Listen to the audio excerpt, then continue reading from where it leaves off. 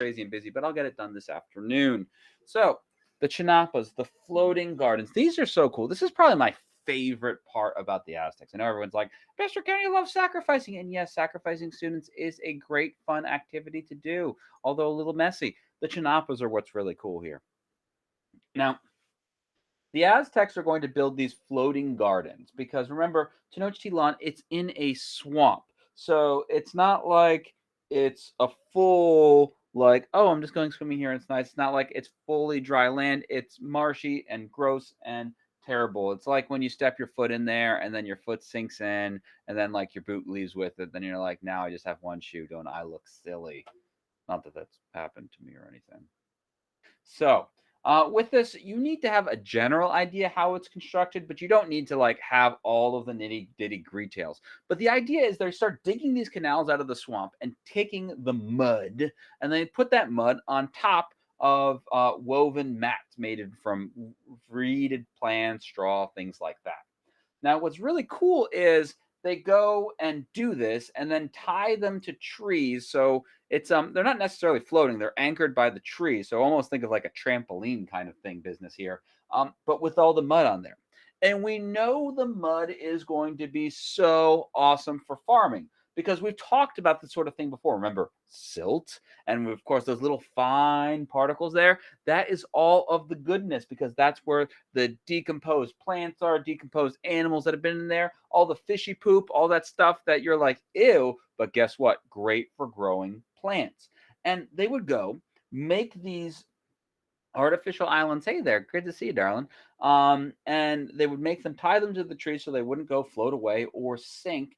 And they'd grow a ton of crops. Like I said, you don't have to have the exact construction in here, but you need to know they make these floating gardens called chinapas. And I'm not going to ask you what crops they grew. We know maize is going to be a big thing, but think Mexican food and what's in there. And a lot of those stuff is going to be what they grew because that's what the area has. These are so cool. And now you have people like Mikkel who are geniuses who say, once those plants start germinating, meaning they start sprouting, he goes, floats his canoe over there, takes mud from there, puts mud in his canoe, and goes actually puts the germinated plants there, and then he can grow a whole other set of crops on the schnappers. So in the time that it would take a regular kind of farmland to grow one crop, they are growing 3 or 4 sets of crops. So this is how they're able to have so much food. And of course, we know from our circle of awesome, more food equals more people, equals more smart people, which means more technological innovations, which of course means more food eventually to it with more people and so on and so forth. So this is how Tenochtitlan grows to be one of the largest cities in the world with that population we estimate around 250,000 people because food technology was not there yet. But it's definitely top 10 of cities in the world at that time. Might even be top 5. I think only China is one of the only places that can even compare. And they're going to go and have all of this food production, which of course they're going to have more warriors able to dominate their land. We see how quickly the Aztecs are able to become a powerful force, and their food production is up there, and it's big reasons why. All right. So here's some thing here seeing real pictures from today because guess what? The Chinapas are so awesome. They still use them today. Wouldn't you? Rajvir's not going to be like, well, I can just use a worse way to do it. No, Rajvir keeps up the glory. And like you're standing on the Chinapa here, and you don't even really like from this picture realize that you are on a floating island. Those trees right there are like going and anchoring it in there. You see the water over there, but it just looks like regular farmland. But it is not in Baghdad, which also has an H in there. This is in Mexico today. So here's another view from the Chinapas. We see all of this glory and awesomeness. And we're going to have one slide into our social classes before I send you off to do your work. Okay, so class system. The Aztecs are going to be like the Mongols, where it's promotions based on merit. It's not who your daddy or mama is, it's what can you do? Do you work hard? Are you talented? If so, you move up. If you are even the son of the king and are lazy bones, you move down.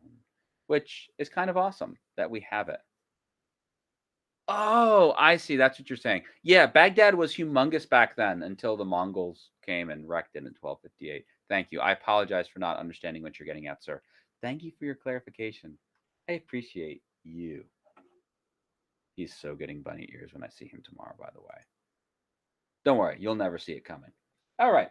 So let's start from the top. We've got the ruler, the emperor. So with this, just like many societies, they saw him as more than a man. He was part God. But typically, when we have someone who's semi-divine and part God, that it's passed on heredity. Iris is a goddess because her parents were gods and goddesses, and that's why she rules. And then her daughter Iris the second would be the next one. It doesn't work like that for the Aztecs. Actually, a group of advisors say, we think that Lydia would be the perfect ruler next. She's talented, she's hardworking, so smart. And then they would go and have her. And then when she takes the throne, she would obtain part of that deification, meaning becoming like a god. Next, of course, we have our nobility, our government officials, our priests, our military leaders. And these people, they might have powerful parents, but they are only there because they are talented. It's not based on heredity. Once again, there's only one social class system that's based on heredity, and we'll get to the Pochteca tomorrow, and they're so super cool. I love them. So they go do the things to help the emperor. One of the things that we're going to see that they're going to do is they're going to be in charge of collecting the tribute from the conquered areas, because the Aztecs, we know, are going to be very warlike, much again like the Mongols.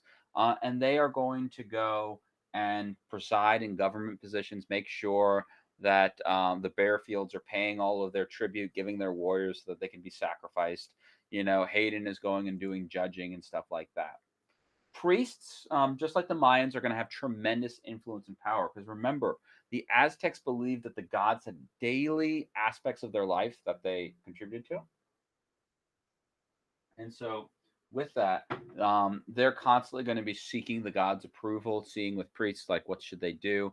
Once again, we brought up the movie Road to El Dorado, either with this class or the other one. And we saw how powerful the influence of the priests there, because even though they don't flat out say this is the Aztecs, it was based on the Aztecs. And it wasn't necessarily untrue how powerful the priests were, although I don't think the priests were like trying to overthrow the king or anything like that. It's such a good movie. I like that movie. Anyways, we see also that girls are going to have a lot of power in Aztec society as well, because first off, girls could become priestesses, which means they would have particular influence and power. But girls are also going to go to school and all this. We're going to learn about the Aztec educational system later on this week. So it's good stuff here with the Aztecs. Once again, based on merit, what you can do. We have this beautiful picture here with a priest and somebody's heart. That guy had a bad day. We'll talk about the sacrifices later on, though. Don't worry. I know you can't wait. Okay. And maybe, just maybe, it'll be the day Roger is here and we can find some way to socially distantly sacrifice him. How that'll work, I don't know, because usually we have them on the altar, and I won't spoil it.